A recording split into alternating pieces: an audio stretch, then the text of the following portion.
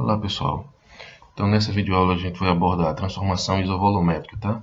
Nas anteriores a gente já estudou transformação isotérmica e isobárica, tá? Então com essa transformação a gente fecha as três principais transformações gasosas, tá? No estudo do comportamento dos gases, tranquilo? Tranquilo. Então veja bem, então o que seria uma transformação isovolumétrica, tá? Imagino eu que você já deve ter uma boa noção pelo fato da gente ter já estudado as anteriores, né, que na transformação isotérmica a temperatura permanece constante. Na transformação isobárica, a pressão permanece constante. Então, obviamente, pelo nome aí, transformação isovolumétrica, né, a gente já sabe como é que essa transformação ocorre. Ou seja, é uma transformação do volume permanece constante. Tranquilo? Então, a gente tem esse esquema aqui, ó, tá, que ele nos mostra direitinho como é que ocorre. Então, você tem aqui um estado inicial, tá, com o valor de pressão 1, valor de volume 1 e o valor de temperatura 1. E aqui você está vendo uma certa agitação molecular aqui, ó. As bolinhas aqui estão representando uma agitação pequena, tá? Então, num segundo estado, você está vendo a chama aqui, ó, então altera-se a temperatura, né? Então você tem um valor de T2 diferente, tá? Obviamente, com esse aumento de temperatura, você aumenta a energia das moléculas aqui dentro, ó. Com isso, elas aumentam a quantidade de colisões nas paredes do recipiente e com isso aumenta a pressão e você vai ter um valor P2 aqui de pressão. No entanto, se você comparar aqui, ó, o tamanho do volumezinho, tá, ó, você vai estar vendo que é o mesmo volume, ó. Então, ou seja, esse pistão aqui, ó, ele não pode se deslocar livremente como nas transformações anteriores, então ele está fixo aí. Como ele está fixo, como ele está fixo nessa posição aqui, ó, então o volume fica constante. Então eu aumento a temperatura, com isso há um aumento de pressão, mas o volume permanece constante, tá?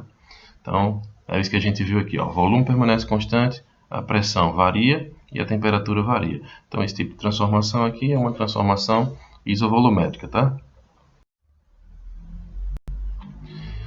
Pessoal, a transformação isovolumétrica, ela também é chamada de transformação isométrica e transformação isocórica. Então, nos estudos de vocês, nas questões que vocês estiverem resolvendo, tá? Se aparecer algum desses nomes aqui, a gente vai estar falando da mesma transformação, tá?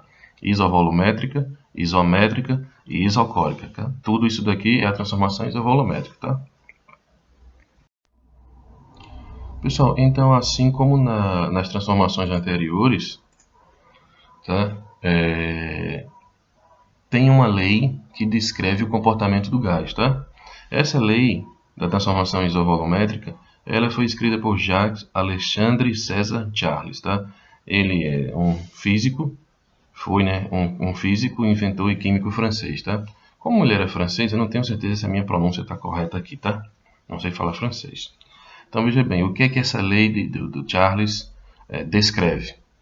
Então ela diz que a razão entre a pressão e a temperatura absoluta de determinada massa de gás durante uma transformação isovolumétrica é constante, tá? Então, ou seja, ó, o que ele disse aqui, ó, a razão entre a pressão e a temperatura absoluta, tá, pessoal? Então, a pressão, ó, dividido por esse T maiúsculo. Lembra que o T maiúsculo é temperatura absoluta, ou seja, a escala Kelvin que a gente está falando, tá? Nessas transformações gasosas, vamos sempre utilizar a escala Kelvin, tá certo? Então ele fala que a razão, ou seja, né, é o que está aqui, ó, a razão entre P e T é constante. Tá? Isso ocorre se o volume durante a transformação for constante, tá certo? Então, ou seja, a razão entre pressão e temperatura absoluta de um estado inicial é igual à razão entre a pressão e temperatura absoluta de um segundo estado, tá? E é o que está sendo mostrado aqui no gráfico, ó. Você tem aqui a relação entre o P1 e T1, tá? Eles se interceptam nesse ponto dessa linha vermelha, tá certo? A relação aqui entre P2 e T2, ó, também se interceptam em cima desse ponto da linha vermelha.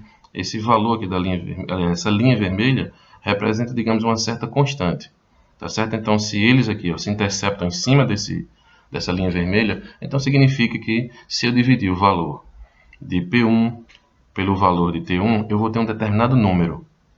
Se eu dividir o valor de P2 sobre o valor de T2, também vou ter exatamente o mesmo número que eu obtive aqui, tá certo?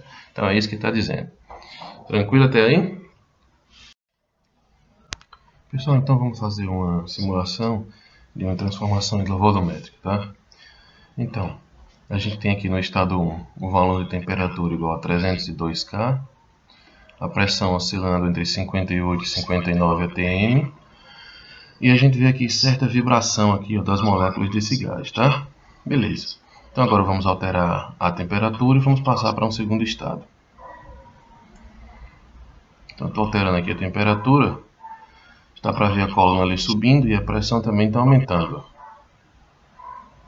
Tá? E a agitação molecular delas também está aumentando. Beleza? Então, ou seja, no momento em que eu aqui, ó, aumentei a temperatura, né, eu aumentei a energia dessas moléculas, tá? Aumentou a vibração entre elas, aumentou a quantidade de choques entre as paredes do recipiente, ou seja, esses choques representam a força, né, com que elas pressionam o recipiente, e com isso aumenta a pressão, tá certo? Então aumenta a temperatura, você energiza as moléculas, elas aumentam a quantidade digamos assim, de colisões, né, com muito mais força, tá? E com isso aumenta a pressão interna de todo o gás aqui, tá? A mesma coisa acontece se a gente diminuir.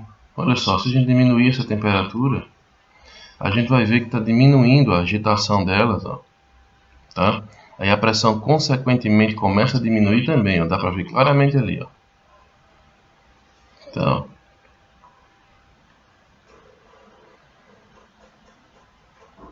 beleza? A gente está indo na temperatura 39 Kelvin. Olha a pressão ali, ó.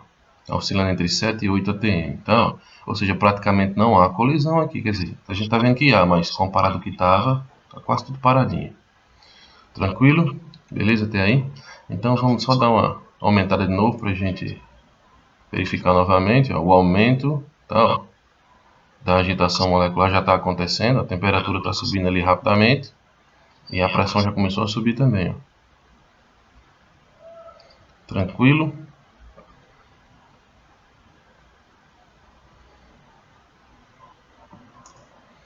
Tá aí. Beleza, pessoal?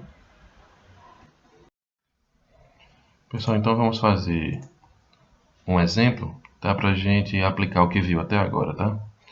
Então o exemplo diz o seguinte, olha.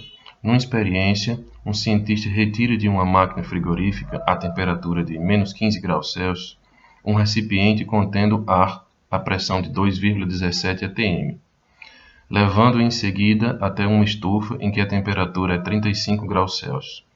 Considerando que o volume do recipiente não varia, calcule a pressão do ar no estado de equilíbrio final. Então vamos tentar entender aqui, ó. Tá, a gente tem uma máquina frigorífica, a temperatura da máquina, né, a temperatura interna, é de menos 15 graus Celsius, tá? Muito frio. Dentro dela tem um recipiente, e nesse recipiente eu tenho uma certa quantidade de ar. Tá? A pressão interna do recipiente é de 2,17 atm, então é uma pressão alta, tá certo? Tem um recipiente lá dentro, ele está lacrado e dentro dele tem uma quantidade de ar que está pressionada, uma pressão de 2,17 atm. Tá? Essa pressão é maior que a nossa pressão de fora, que é a pressão atmosférica, tá? Levante-se em seguida esse recipiente, ó, até uma estufa onde a temperatura é de 35 graus Celsius.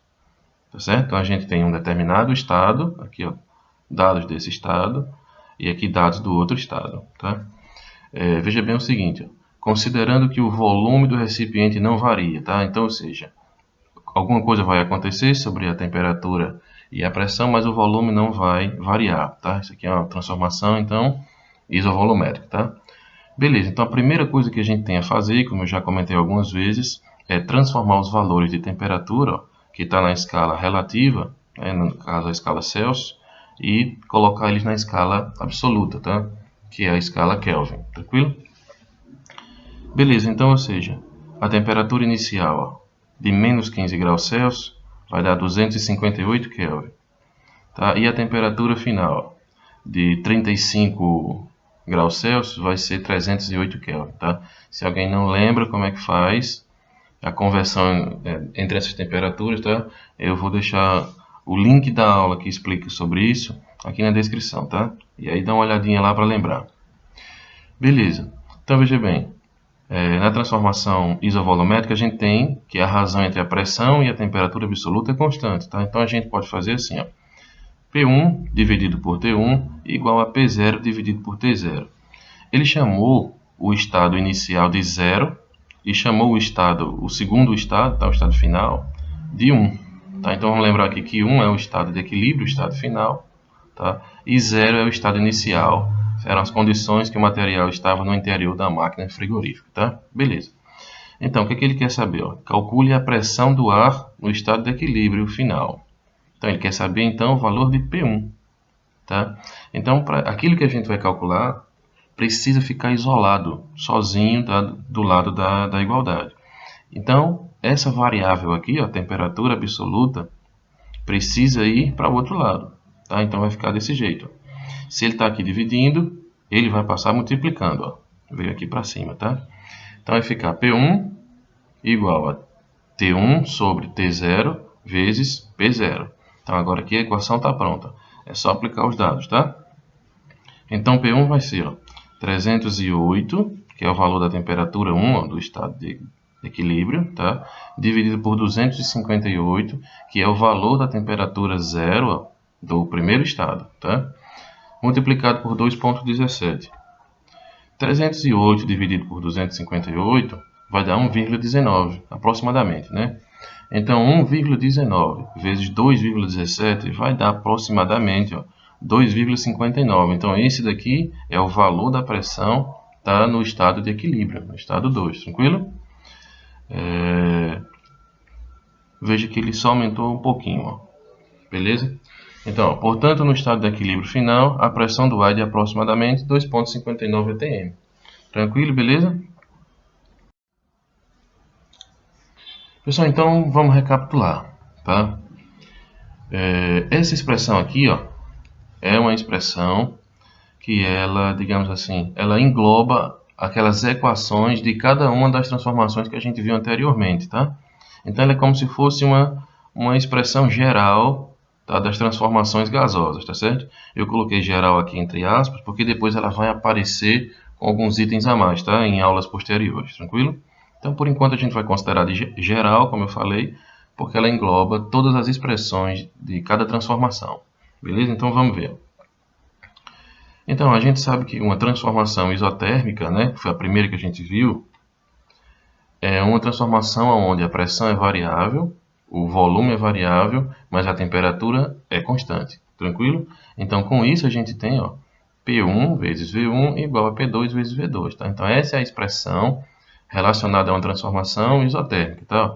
Veja que o que é constante, a temperatura, ó, não está na expressão. Tá? A temperatura que fica aqui embaixo, ó, saiu. Fica só essa parte de cima. Tá? O denominador saiu, ficou só os numeradores. Tranquilo?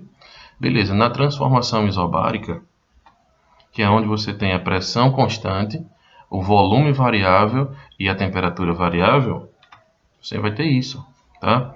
V1 sobre T1 é igual a V2 sobre T2. Ó, de novo, aquilo que ficou constante, ó, a pressão, ó, ele saiu da equação, tá? Ó, que era isso daqui, ó.